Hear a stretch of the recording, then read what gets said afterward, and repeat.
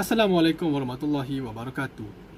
Hari ini, kumpulan saya dan juga saya ingin berkongsi serta membincangkan tentang satu isu yang sangat hangat diperkatakan, iaitu perebutan kuasa dalam kalangan ahli politik pada masa ini.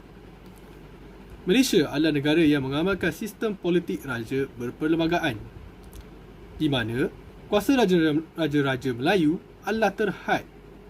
Di sebaliknya, kuasa eksekutif terletak di dalam tangan ahli politik yang dilantik oleh rakyat untuk rakyat melalui pilihan raya. Namun, sejak kebelakangan ini, pelbagai isu politik mula timbul.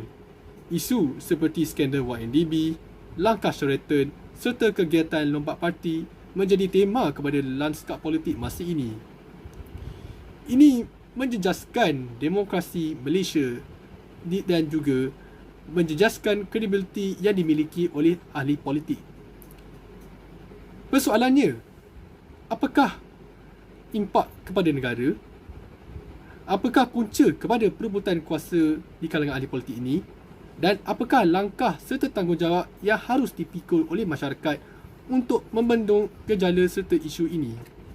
Apakah itu analisis sistem? Analisis sistem ialah teknik penyelesaian masalah yang memecahkan sistem kepada bahagian komponennya dan sejauh mana bahagian tersebut berfungsi untuk mencapai tujuannya. Sistem demokrasi berparlimen ini diwujudkan selepas kemerdekaan 1957 bagi mengekalkan keharmonian Malaysia. Salah satu ciri-ciri demokrasi berparlimen yang dititik beratkan adalah raja berperlembagaan.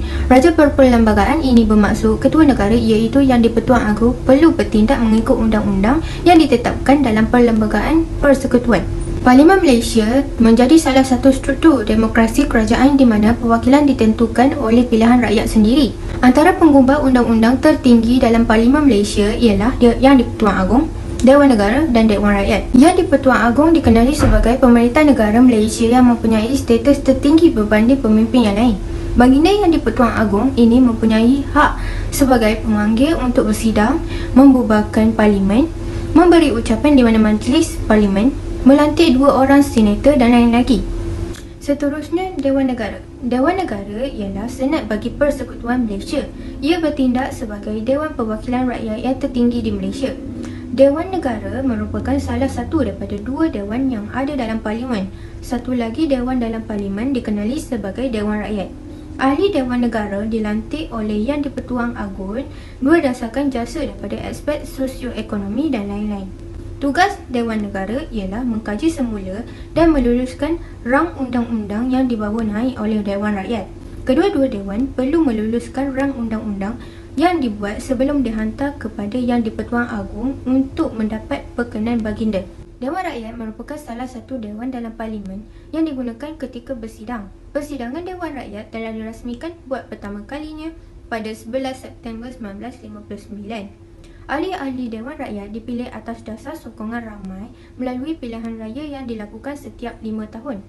Parti yang memperoleh kerusi akan mewujudkan kerajaan persekutuan untuk mentadbir negara. Tugas Dewan Rakyat ialah membahaskan rang undang-undang, meluluskan undang-undang kewangan yang tidak diluluskan oleh Dewan Negara dalam masa 1 bulan dan meluluskan undang-undang lain yang tidak diluluskan oleh Dewan Negara dalam tempoh 1 tahun. Oleh itu, analisis sistem ini merupakan perkara yang penting dalam memastikan konflik yang berlaku dalam negara dapat diselesaikan dengan baik. Assalamualaikum warahmatullahi wabarakatuh. Nama saya Khairul Azman Syabi Alha dan saya akan menyambung pembentangan ini dan akan membentangkan tentang perkembangan politik di negara kita. Seperti mana kita tahu, politik di negara kita iaitu Malaysia telah berkembang secara berperingkat semenjak zaman pra-kemerdekaan lagi. Dan selepas kemerdekaan tanah air kita, walaupun negara Malaysia merupakan sebuah negara yang masih muda politik usianya, tapi ianya mampu menunjukkan satu corak yang dipanggil sebagai dinasti politik yang berjaya membentuk identifikasi yang tersendiri. Terusnya, tahap perkembangan di politik negara kita ini adalah berfaktor dari beberapa elemen warisan daripada penjajahan British sebelum merdeka lagi. Seterusnya, negara Malaysia menggunakan sistem demokrasi bagi pemilihan kerajaan baru Bertitik tolak daripada itu, rakyat boleh memilih pihak parti politik yang mereka mahukan untuk menjadi pihak kerajaan yang baru. Politik Malaysia sering menunjukkan pergolakan oleh beberapa elemen seperti politik, pembangkang serta kepimpinan politik itu sendiri. Politik negara kita ini telah lama wujud. Sebagai contohnya, parti politik seperti Parti Kebangsaan Melayu Melaya, Parti Hizbul Muslimin. Namun, pasca pilihan raya umum pada tahun 2008, Malaysia menyaksikan perubahan iklim dalam politik di negara kita ini, menunjukkan bahawa orang-orang politik masih tidak lagi mampu berganding bahu dalam politik sekaligus tidak dapat mencapai matlamat politik itu sendiri. Abad ke-20 yang lalu, parti politik negara kita lebih kuat dan menjalankan tanggungjawabnya seiring dengan pangkatnya. Perkara ini juga telah mencetuskan kemarahan dalam golongan rakyat kerana golongan politik tidak mengendahkan suara rakyat mereka. Raya negeri PLN di Johor yang lalu, hanya seramai 1,426,573 orang dan menjalankan tanggungjawab mereka sebagai pengundi. Manakah perginya hampir 1 juta pengundi berdaftar yang lain? Seterusnya, parti politik di negara kita juga dapat berkembang adalah kerana dengan adanya golongan belia itu sendiri. Dengan adanya pelibatan warga belia yang aktif ini, mereka dapat bergerak seiring dengan perubahan yang berlaku dalam masyarakat. Dan berlaku peningkatan pelibatan politik yang dahulunya di tahap sederhana dan telah melonjak naik ke tahap yang lebih tinggi. Sudah pasti ia akan memberi satu cabaran yang besar kepada parti politik yang bertanding bagi mendapatkan kemenangan bagi mereka. Perkembangan mutakhir politik yang berlaku di dalam negara kita adalah politik hari ini semakin terbuka sifat pemikirannya. Ini adalah kerana mereka terlihat lebih matang serta bagus dalam membuat sesuatu penilaian terhadap sesebuah parti politik itu sendiri. Sekarang saya akan menerangkan tentang sosialisasi politik konvensional dan keterlibatan belia di negara Malaysia. Di Malaysia, tumpuan mula banyak diberi selepas pilihan raya ke-12 pada tahun 2008 yang lalu. Sentimen Melayu, sentimen etno-nasionalisme, pengaruh media massa, keterlibatan pengundi minoriti, peranan dan partisipatory belia adalah antara aspek kajian yang dihujahkan. Berdasarkan data Jabatan Statistik Negara pada 2018, 1/5 penduduk Malaysia boleh diklasifikasikan sebagai belia dengan 27% penduduk berumur 15 hingga 30 tahun. Bagaimanapun, pada 2018 melaporkan 3.6 juta pengundi muda yang tidak mendaftar sebagai pengundi. Ini sebenarnya mewakili 20% daripada 14 juta orang. Terdapat dua pandangan berkaitan dengan penghujahan keterlibatan belia ini. Pertama ialah istilah apati belia yang merujuk kepada seseorang yang tidak mahu terlibat dalam kegiatan politik seperti kehidupan sivik, pengundian ataupun keahlian organisasi. Seterusnya terdapat pandangan anti-apati yang menyatakan bahawa walaupun belia mungkin bukan libat, pelibatan mereka telah beralih kepada bentuk bukan konvensional.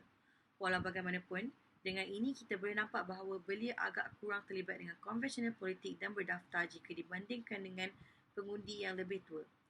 Ini menunjukkan bahawa pengundi muda kurang terlibat dengan aktiviti politik konvensional.